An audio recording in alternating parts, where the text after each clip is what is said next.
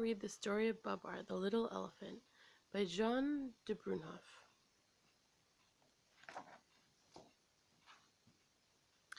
In the great forest a little elephant is born. His name is Babar. His mother loves him very much. She rocks him to sleep with her trunk while singing softly to him. Babar has grown bigger. He now plays with the other little elephants. He is a very good little elephant. See him digging in the sand with his shell? Babar is riding happily on his mother's back when a wicked hunter, hidden behind some bushes, shoots at them. The hunter has killed Babar's mother. The monkey hides, the birds fly away. Babar cries. The hunter runs up to catch poor Babar.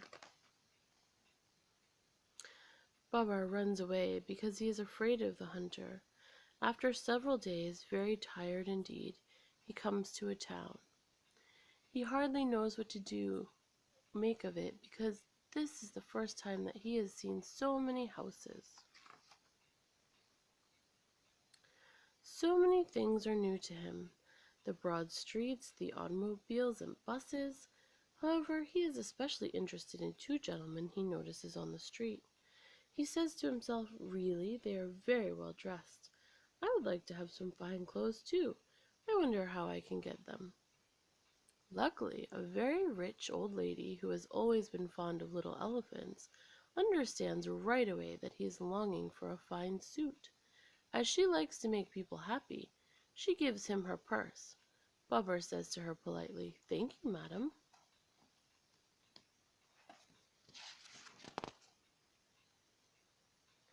Without wasting any time, Babar goes into a big store. He enters the elevator. It is such fun to ride up and down in this funny box that he rides all the way up 10 times and all the way down 10 times. He did not want to stop, but the elevator boy finally said to him, "This is not a toy, Mr. Elephant. You must get out and do your shopping. Look, here is the floor walker." Babar then buys himself a shirt with a collar and tie, a suit of a becoming shade of green, then a handsome derby hat, and also shoes with spats.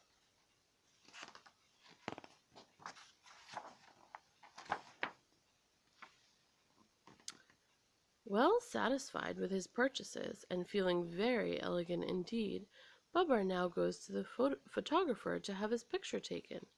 And here is his photograph. Babar dines with his friend the old lady. She thinks he looks very smart in his new clothes. After dinner, because he is tired, he goes to bed and falls asleep very quickly. Babar now lives at the old lady's house. In the mornings he does setting up exercises with her, and then he takes his bath. He goes out for an automobile ride every day.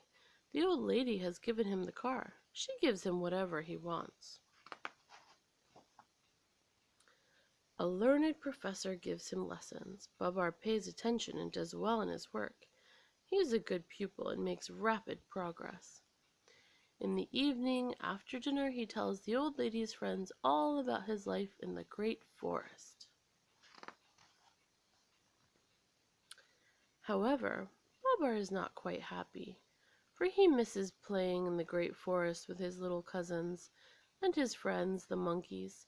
He often stands at the window thinking sadly of his childhood and cries when he remembers his mother. 2 years have passed. One day during his walk he sees two little elephants coming toward him. They have no clothes on. "Why," he says in astonishment to the old lady, "it's Arthur and Celeste, my little cousins." Babar kisses them affectionately and hurries off with them to buy them some fine clothes. He takes them to a pastry shop to eat some good cakes. Meanwhile, in the forest, the elephants are calling and hunting high and low for Arthur and Celeste. and their mothers are worried. Fortunately, in flying over the town, an old marabou bird has seen them and comes back quickly to tell the news.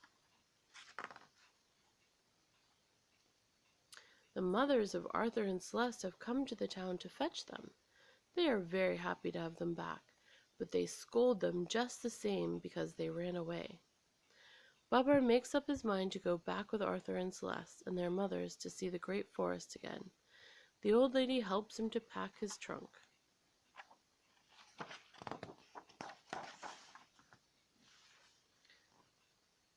They are all ready to start. Babar kisses the old lady goodbye. He would be quite happy to go if it were not for leaving her. He promises to come back some day. He will never forget her. They have gone. There is no room in the car for the mothers, so they run behind and lift up their trunks to avoid breathing the dust. The old lady is left alone. Sadly, she wonders, when shall I see my little Babar again? Alas, that very day the king of the elephants had eaten a bad mushroom. It poisoned him and he became ill, so ill that he died. This was a great calamity. After the funeral, the three oldest elephants were holding a meeting to choose a new king.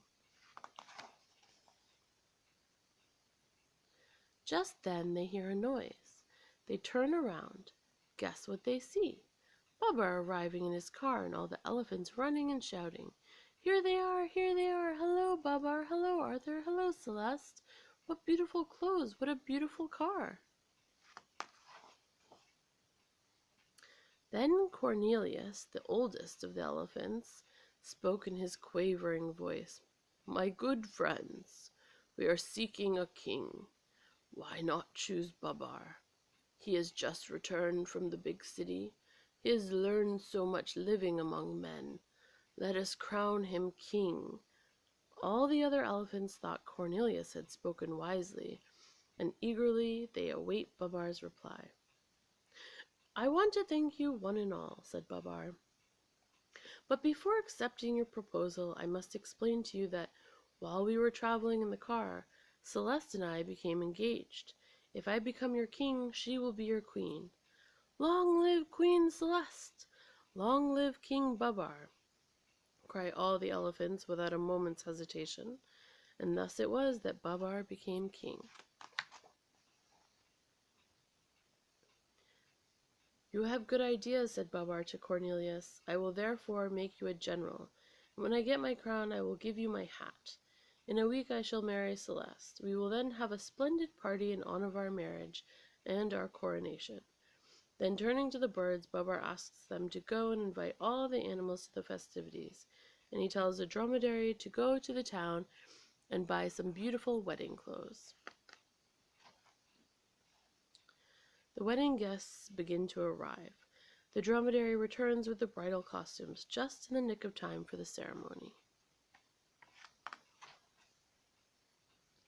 After the wedding and the coronation, everybody dances merrily.